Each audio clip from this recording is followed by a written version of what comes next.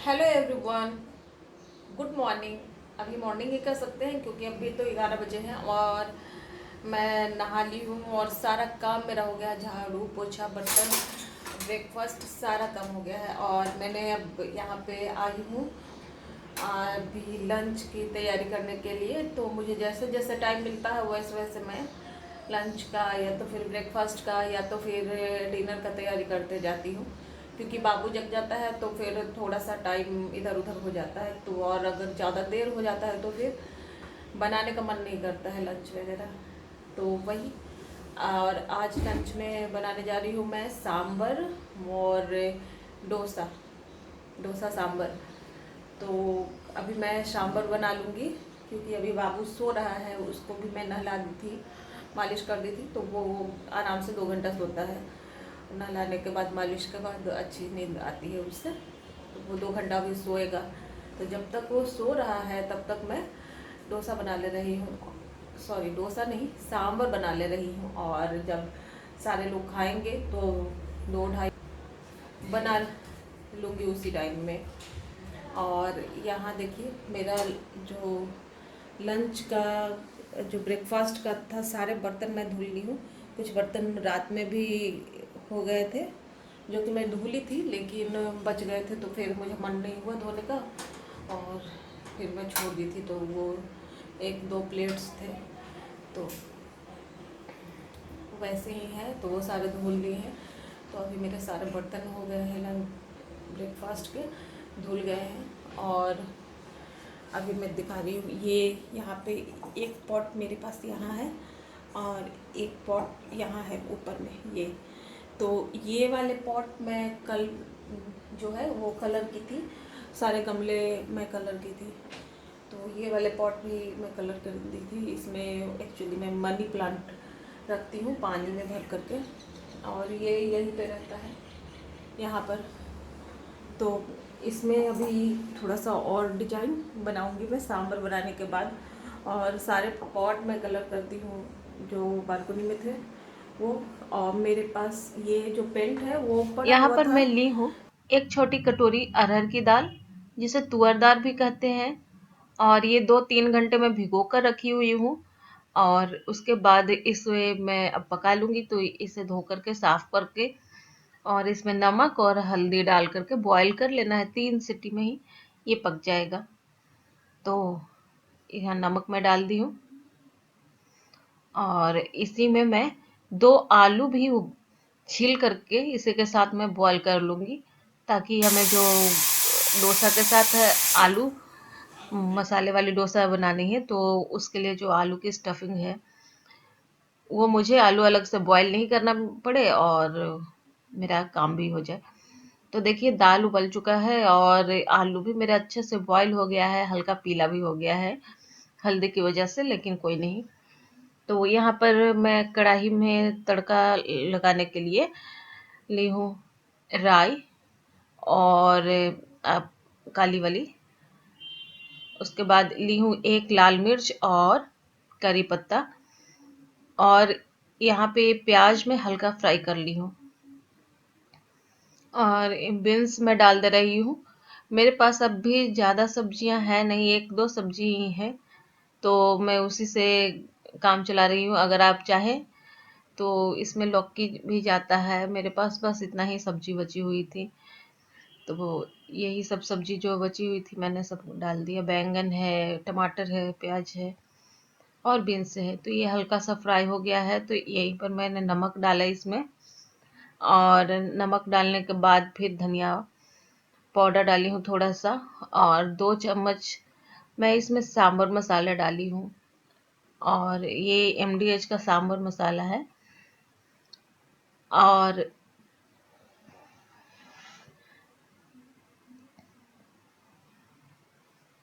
इसे मैं थोड़ा देर और फ्राई कर लूँगी। अगर आप चाहें तो सब्जियों को बॉईल भी कर सकते थे दाल के साथ, बट ऐसे थोड़ा सा ज़्यादा अच्छा लगता है। और वैसे भी कोई ऐसी सब्जी मेरे पास नहीं थी जो कि पके नहीं। ये बैंगन तो तुरंत ही पक जाता है। रही बात बीन्स की, तो बीन्स भी अच्छे से फ्राई कर दीजिए तो ऑलमोस्ट पक ही जाता है। लेकिन मेरा बीन्स थोड़ा सा सूख गया था, मैं इसे निकाल करके आधे घंटे के लगभग पानी में रखी हूँ। क्योंकि आजकल क्या हो रहा है कि सब्जियों को बाहर से लाइए, फिर उसे धोइए, फिर उसका पानी सुखाइए। तो इस प्रोसेस में कभी कभी क्या होता है कि जो सब्जियां हैं वो थोड़ा ज़्यादा देर बाहर अगर रह गया तो सूख जाते हैं। तो वही हालत मेरे साथ भी हुआ। मैं बीन्स जब धो कर रख के रखी थी सूखने के लिए तो 3-4 घंटे हो गए उसके पानी सूखने के बाद, और तब तक गर्मी ज़्यादा होने की वजह से जो सब्जियां हैं वो थोड़ी मुरझा गई थी। तो इसलिए बीन्स थोड़ा सा ज़्यादा टाइम लिया पकने में। और यहाँ पे मैं दाल जो पका हुआ था वो मैं डाल दी हूँ, और दाल थोड़ा गाढ़ा गाढ़ा था तो इसमें थोड़ा सा पानी और इमली का पल्प डाल करके मैं अच्छे से बॉईल कर ली हूँ अप्रॉक्स से 10 मिनट तक, क्योंकि थोड़ा सा मुझे बीन्स भी पका हुआ चाहिए था इसकी वजह से। और यहीं पर मैंने कढ़ाई में तेल गरम करके राई और जीरे का तड़का लगाई हूँ, और ये जो करी पत्ता है इसे मैं डाली हूँ, और उसके बाद नमक और हल्दी डाल करके प्याज को हल्का सा फ्राई कर लेंगे। बहुत ज़्यादा प्याज हमें नहीं फ्राई करनी है। तो प्याज मेरा हल्का सा फ्राई हो गया है, और उसके बाद फिर इसमें मैं आलू जो अभी मैं बॉईल की थी वो वाली आलू मिला दूंगी तोड़ तोड़ कर। आलू को बहुत ज़्यादा भी नहीं तोड़ना है, थोड़े से आलू मैसे हुए रहेंगे, थोड़े से टुकड़े टुकड़े में रहेंगे तो ये अच्छा टेक्सचर आता है और अच्छा रहता है, ऐसे ही डोसे का रहता है। तो देखिए कुछ कुछ आलू जो है वो मैं इसी से जो मेरा स्पैचुला है उसी से मैं दबा दबा कर तोड़ ली हूँ, और कुछ कुछ आलू जो है वो थोड़ा थोड़ा टुकड़े में है। तो हमारा आलू का स्टफिंग जो था वो तैयार हो गया है, और ये है मेरा डोसे का बैटर जो कि मैं फर्मेंटेशन होने के लिए रख दी थी। तो ये काफ़ी अच्छा से फूल गया है और काफ़ी अच्छा से।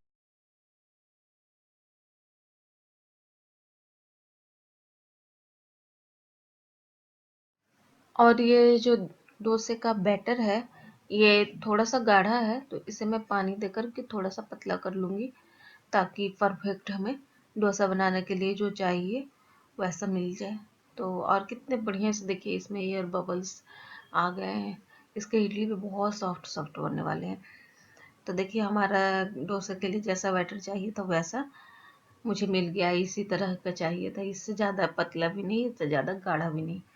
और इसी बैटर में इडली भी बहुत परफेक्ट बनता है। तो यहाँ पर मैंने तवा लिया है, और तवा जो है वो मेरा गर्म हो गया है, और इसमें मैं थोड़ा सा तेल डाल करके इसे और थोड़ा हाई फ्लेम पर गर्म करूँगी। और देखिए ये हमारा तवा एकदम गर्म हो गया है और तवे से धुआं निकल रहा है। तो यहीं पे मैंने थोड़ा सा पानी का छींटा मारी हूँ, और पानी के छींटा मारने के बाद एक कपड़ा से या फिर आप टिश्यू पेपर से पूरा जो तेल है वो पोंछ लीजिए, और पोंछने के बाद फिर इस पर आप डोसा बनाइए। तो इससे क्या होता है कि डोसा जो है ना आपका एकदम परफेक्ट बनेगा। और इसके बाद अगर आप नहीं भी घी तेल रिफाइंड जो भी है नहीं भी डालेंगे तो भी ये डोसा बहुत अच्छा से बनेगा और बहुत अच्छे से निकलेगा, एकदम न चिपकेगा न क्रिस्पी, एकदम बहुत बढ़िया डोसा, चिपकेगा नहीं। तो देखिए इस तरह से मैं डोसा बनाई, पहले डोसा है। और मैंने आप देखे होंगे कि मैं जो तवा है उस पर मैं बिल्कुल भी तेल या घी ये कुछ भी नहीं दोबारा लगाई हूँ, उसे बस एक बार में लगाई हूँ, उसके बाद पोंछ दी और उसी के बाद फिर मैं इसमें डोसा बनाई हूँ। और कितना बढ़िया से देखिए ये डोसा जो है वो निकल रहा है। वैसे मैं थोड़ा देर पहले भी डोसा बनाई थी इसमें सुबह के टाइम में। तो सुबह के टाइम में जो डोसा मैं बनाई थी कार्तिक के लिए, तो उसे इस तरीके का पतला डोसा एकदम नहीं पसंद है, उसे थोड़ा सा मोटे वाले डोसे चाहिए होते हैं। तो उसके लिए मोटे वाले डोसे बनाई थी। और वैसे उसे डोसा ज़्यादा पसंद नहीं आता है, उसे इडली ज़्यादा पसंद होता है। अगर मैं इडली बनाकर उसे दिन भर के लिए दे दूँ तो वो दिन भर इडली खाएगा। और देखिए मेरा डोसा एकदम तैयार है और कितना बढ़िया से निकला है और एकदम बिना चिपके बहुत बढ़िया से मेरा डोसा एकदम परफेक्ट बना है। बहुत बढ़िया डोसा बना है। तो मेरा डोसा बन गया है और अब मैं उसी तवे पे बिना किसी चीज़ को घी या ऑयल लगाए हुए दूसरा डोसा बना रही हूँ और ये डोसा भी उसी तरह से अच्छा निकलेगा। और ये तवा मेरा रोटी बनाने वाला है। मेरे पास एक ही तवा है, अलग से कोई डोसा तवा नहीं है मेरे पास। और इसी पे मैं जब भी डोसा बनाती हूँ तो इसी पे बनाती हूँ। हालांकि एक साथ कई रोटियां बनती हैं, जैसे 10-12 रोटी बनती है, तो ये तवा जो है वो थोड़ा सा पतला हो गया है, तो ये रोटियां जो है वो जलने लगते हैं। बट डोसा बहुत परफेक्ट बनता है। हालांकि लोग कहते हैं डोसे के लिए मोटे तवा की ज़रूरत होती है, बट मुझे ऐसा लगता है कि डोसा बनाने के लिए आइडिया सही होना चाहिए, मतलब कि कैसे बना रहे हैं, तो कोई भी तवा पर अच्छे से बन जाता है। तो और इसका जो मेन चीज़ है वो ये है कि जब भी आप डोसा तवे पे फैलाते हैं तो फ्लेम को आप एकदम मीडियम रखिए, और जब तवे पे पूरा डोसा आप फैला लेते हैं तो फ्लेम को हाई कर दीजिए, और उसके बाद फिर आपका डोसा बहुत बढ़िया बनेगा। और देखिए मेरा 2-2 डोसा तैयार है, और इस बार भी मैं तीसरे डोसे में भी मैं पानी नहीं, मैं तेल नहीं लगाई हूँ, और ये डोसा भी बहुत बढ़िया बना है। तो यही चल रहा है आजकल। आज के लिए तो समझ में आ गया कि डोसा बनाना है। अब कल के लिए जो बैटर बच जाएगा, जो कि इसमें बचना ही बचना है, तो कार्तिक के लिए इडली हो जाएगा। इडली उसे किसी भी टाइम में कितना भी दे दीजिए, मतलब पूरे दिन वो इडली घूम घूम कर खाते रहेगा। इडली और सॉस उसे बचपन से पसंद है, बहुत ज़्यादा पसंद है। तो और ये वाला डोसा नहीं पसंद है, उसे मोटे वाला डोसा पसंद है डोसा में ही। तो देखिए हमारा जो ये डोसा है वो भी निकल गया है, और उधर से थोड़ा सा उसमें हीट कम लगा था, तो इसी वजह से थोड़ा सा कॉर्नर पे चिपक रहा है। अदरवाइज चारों तरफ से अच्छा फ्लेम लगेगा तो चिपकेगा नहीं। और आजकल क्या हो रहा है कि जब से रामायण शुरू हुआ तब से तो नहीं, लेकिन जब राम जी को वनवास हुआ था तब से कार्तिक को मैं देखने के लिए रामायण उसे बैठाती हूँ। और अब तो ऐसी आदत हो गई है कि वो रोज़ सुबह 9 बजे, शाम में 9 बजे रामायण देखना ही देखना है, चाहे वो कितना भी इम्पोर्टेंट काम कर रहा हो उसके अनुसार से, और या सोया हुआ हो, सुबह में उसको आकर के रामायण टीवी खोल करके रामायण देखना ही देखना, इतना इंटरेस्टिंग उसको लगा ये। और तरह तरह का सवाल भी हो जाता है। मम्मी, यहाँ के जो राम जी हैं या फिर भगवान हैं, वो ज़्यादा स्ट्रॉन्ग थे कि दूसरे कंट्री के भगवान जी ज़्यादा स्ट्रॉन्ग थे? कौन भगवान जी ज़्यादा स्ट्रॉन्ग थे मम्मी? यहाँ के भगवान जी ऐसे दिखते हैं तो दूसरे कंट्री के भगवान जी कैसे दिखते हैं? मतलब इतना सवाल समझ में नहीं आता है कि वो सारे सवालों का जवाब कहाँ से लाऊं। कुछ कुछ तो ऐसा होता है ना कि समझ में नहीं आता है कि कहाँ से बच्चों के दिमाग में इतना सारा क्वेश्चन भरा रहता है, और ऐसे ऐसे पूछते हैं कि समझ में नहीं आता है। बट कोशिश करती हूँ कि जो जो पता है, जहाँ पता है, वो उसके सवालों का जवाब मैं दूँ। और कई बार तो मैं खुद ही निरुत्तर हो जाती हूँ, नहीं समझ में आता है कि क्या मैं करूँ। तो ये चीज़ है। और कार्तिक का आजकल नया हॉबी हो गया है कुछ कुछ डायरी लिखने का, और उसे बहुत मज़ा भी आता है। रोज़ डायरी लिखता है, और डायरी लिखने के बाद उसे खुद का पढ़ा हुआ बहुत बढ़िया लगता है। उसे कहता है कि मम्मी, लगता है ना कि मैं एक स्टोरी पढ़ रहा हूँ, सॉरी, तो एक स्टोरी पढ़ रहा हूँ ऐसा लगता है, और मुझे भी अच्छा लगता है। और वही चीज़ डायरी में लिखता है, जो चीज़ घर में हो रहा है, पूरे टाइम न्यूज़ में क्या चल रहा है, तो उसे बहुत मज़ा आ रहा है। क्योंकि ये सारी चीज़ ना हम लोग को खुद भी नहीं पता होता है कि दिन भर में हम लोग क्या क्या करते हैं, कैसे रिएक्ट करते हैं, कहाँ गुस्सा करते हैं, कहाँ प्यार होता है, कहाँ दुलार होता है, कहाँ पिटाई होती है, कहाँ मतलब हर तरीके का इमोशंस पूरे दिन में इतने सारे इमोशंस रहते हैं कि हम लोग अगर याद करने चाहें तो वो भी नहीं है, वो भूल जाए, वो भी याद नहीं होगा दिन भर का इमोशंस। लेकिन अगर वही चीज़ अगर डायरी में रहे तो सब कुछ है पता चलता। वो यहाँ पे हम गुस्सा किए तो वो यहाँ पर बोले थे कि ऐसे नहीं करोगे तो ये नहीं करूँगी, ऐसे नहीं करोगे तो ये नहीं करूँगी। तो ये बहुत सही चीज़ है आजकल बच्चों को बिजी रखने का। वैसे बहुत सारे स्कूल ऑनलाइन क्लासेस शुरू कर दिया है, मेरे बेटे का भी ऑनलाइन क्लास शुरू हो गया है।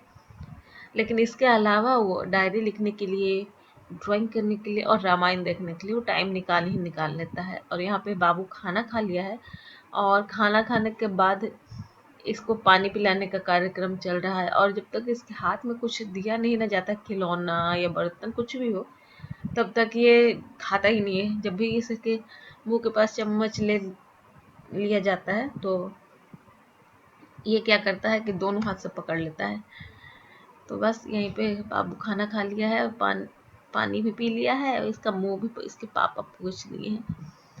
और तब तक के लिए बाय बाय, फिर मिलते हैं। प्लीज़ मेरे चैनल को सब्सक्राइब कीजिए, लाइक कीजिए एंड शेयर कीजिए। Thank you for watching.